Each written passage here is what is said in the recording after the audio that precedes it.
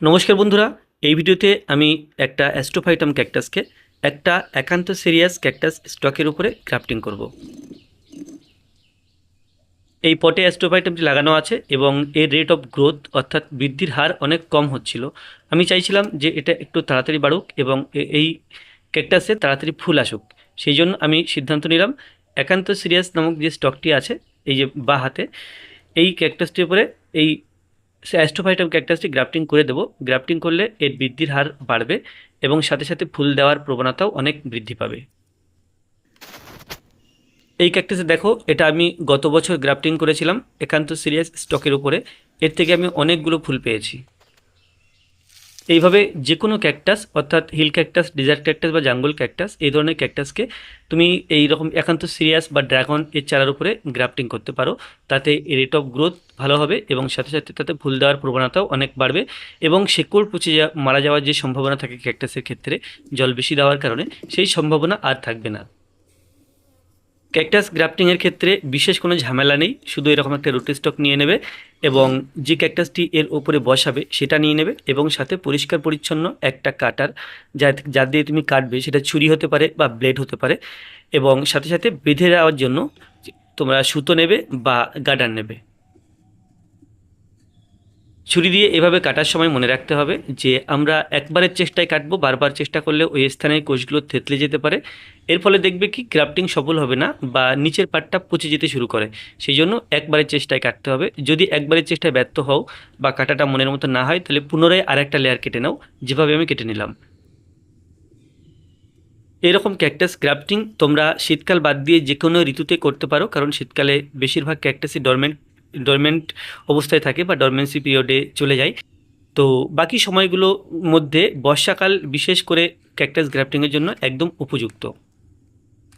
এই সময় প্রায় সমস্ত ক্যাকটাসের রেট অফ গ্রোথ অনেক সুন্দর হয় এবং উপরের যে সিয়নটি আমরা বসাবো, সেই সিয়নটি শুকিয়ে মারা যাওয়ার সম্ভাবনা কম থাকে বা নষ্ট হয়ে যাওয়ার সম্ভাবনা কম থাকে। তো এইভাবে কেটে নেওয়ার পরে এর যে কেন্দ্রবিন্দু দেখতে পাচ্ছ, এর কেন্দ্রবিন্দুর সাথে তোমরা এই স্টকের কেন্দ্রবিন্দু মিলিয়ে বসাবে। মোটামুটি মেলালেই চলবে, একেবারে নিখুঁতভাবে মেলাতে হবে তার কোনো মানে নেই। মোটামুটি মিলিয়ে বসিয়ে দেবে এবং 4 থেকে 5 দিনের মধ্যে দেখবে এই দুটো ক্যাকটাস একে অপরের সাথে সংযুক্ত হয়ে গেছে। এখানে কিছু সাবধানতা অবলম্বন করতে হবে। কাটা অংশে নিজের হাত লাগাবে না, কারণ সেখান থেকে অনেক জীবাণু ওই স্থানে লেগে যাবে। তাছাড়া কেটে ফেলার প্রায় সাথে সাথেই বসাবে, মাঝখানেও লম্বা সময় নেবে না। এই লম্বা সময় নিলে জীবাণু যেমন বেশি সংখ্যক ওইখানে জড়ো হয়ে যাবে বায়ু থেকে, এবং সাথে সাথে ওই স্থানটা শুষ্ক হয়ে যাবে, যাতে করে দুটো ক্যাকটাস সংযুক্ত হতে একটু সমস্যা হবে। এবার বেঁধে দেওয়ার পালা। এরকম সুতো দিয়ে তোমরা উপরের পাটের সাথে নিচের পাট শক্তভাবে বেঁধে দাও। বিরাট চেপে বাঁধতে হবে এরকম কোনো মানে নেই, তবে মোটামুটি যেন একটা চাপ থাকে সেদিকে খেয়াল রাখবে। এখানে মনে রাখবে এই দুই কাটা অংশে কোনো রকমের হরমোন বা কোনো রকমের কেমিক্যাল বা কোনো রকমের আঠা কিন্তু আমি দিইনি। এরা একে অপরের সাথে কোষ বিভাজনের মাধ্যমে সংযুক্ত হয়ে যাবে।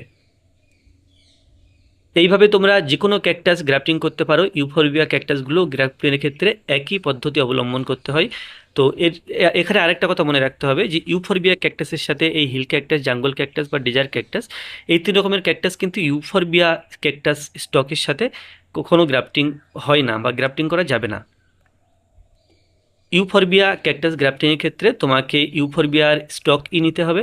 সেক্ষেত্রে ইউফোরবিয়া নেরিফোলিয়া বা যেটা আমরা মনসা গাছ বলি, আর বাজবরুণ বা ইউফোরবিয়া ল্যাকটিয়া, এই দুটো ক্যাকটাস সাধারণত বেশি মাত্রায় ব্যবহার হয়। এছাড়া আরও অনেক স্টক আছে।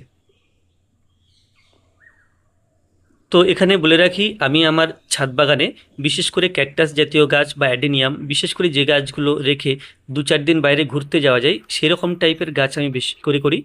এবং গাছগুলো ক্যাকটাসের ক্ষেত্রে আমি একে অপরের সাথে গ্রাফটিং করে বিভিন্ন রূপ দিতে পছন্দ করি। বিভিন্ন গ্রাফটিংয়ের আইডিয়া পেতে বা নতুন নতুন গ্রাফটিংয়ের আইডিয়া পেতে তোমরা আমার পেজটা ফলো করতে পারো বা আমার এই ইউটিউব চ্যানেলটা সাবস্ক্রাইব করতে পারো। আমি মূলত এই ইউটিউব চ্যানেলে বিভিন্ন রকমের ক্যাকটাস গ্রাফটিং এবং পরিচর্যা নিয়ে ভিডিও আপলোড করি এবং বিভিন্ন ডেজার্ট প্লান্ট, বিশেষ করে যেগুলোকে আমরা জিরোফাইট বলি, সেগুলো লালন পালন বা পরিচর্যার ভিডিও আমি আমার চ্যানেলে এবং আমার পেজে আপলোড করে থাকি। তো আজকের ভিডিওটি এই পর্যন্ত। ভিডিওটি ভালো লাগলে অবশ্যই লাইক করবে, কোনো প্রশ্ন থাকলে কমেন্টে জানাবে, আর আমার চ্যানেলে প্রথমে থাকলে বা আমার পেজে প্রথমে থাকলে চ্যানেলটিকে সাবস্ক্রাইব করবে এবং পেজটিকে ফলো করবে। ধন্যবাদ।